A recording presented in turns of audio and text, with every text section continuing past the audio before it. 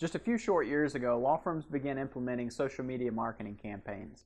The challenge has always been, how do I truly evaluate the success of this type of marketing strategy? Well, today certain law firms have found success in implementing the right marketing strategy when it comes to social media. We want to cover 4 key components on how you can successfully harness the power of social media.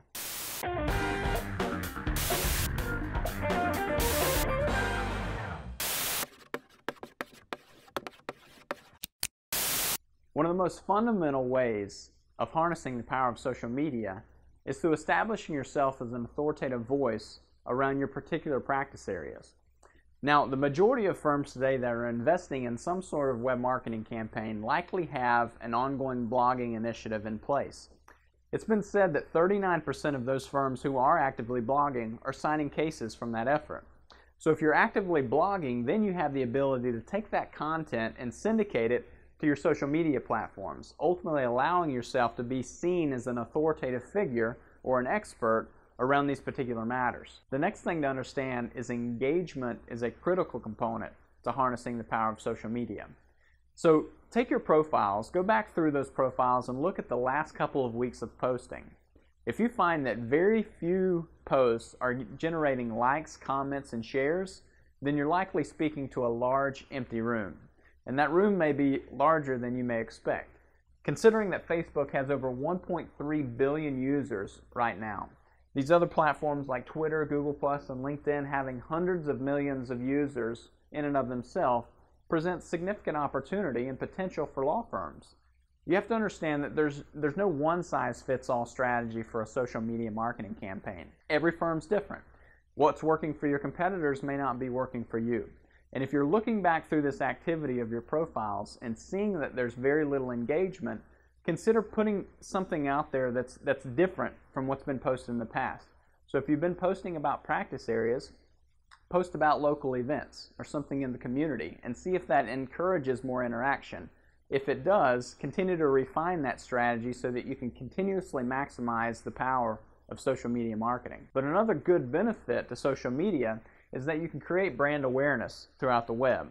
And there's a number of things that go into that. First and foremost, you want to ensure that you're posting consistently. If your activity is inconsistent, you post this week and you don't come back for another couple months, then you're missing significant opportunity to stay in front of those prospective clients on an ongoing basis. If they're following those networks, that means they're going to see that activity on a regular basis, ultimately allowing you to further strengthen that brand awareness. The next piece is consistency in messaging, communication, and look and feel of your brand. And so you want to ensure that all of your profiles are interconnected as far as branding goes, look and feel. And the same thing goes for any offline advertising. If somebody sees you on a television spot or a billboard, that same messaging needs to be consistent and clear on your social platforms. Social media is a great platform to be able to get the conversation started and to continue to grow that relationship with your community. Now, the most important piece, though, is that you're driving traffic from your social media platforms over to your website. There's a number of reasons that's beneficial. First and foremost, hopefully your design is set up to be able to convert at a maximum level. If you're driving more traffic to your site, you're going to get more leads, and ultimately you're going to sign more cases from that effort. But also, if you're investing in search engine optimization, social media is actually now being taken into consideration as part of Google's ranking algorithm. They're looking at social signals. They're looking at how often people are engaging on those social pages, liking, posting, commenting, and they're taking that into consideration. The next piece is that when you drive traffic to your website and people are beginning to engage with your site, clicking into deeper pages, staying on those pages longer than before, that's ultimately going to support your overall SEO efforts because it shows that you're providing good value to the community, and that's ultimately what Google's after.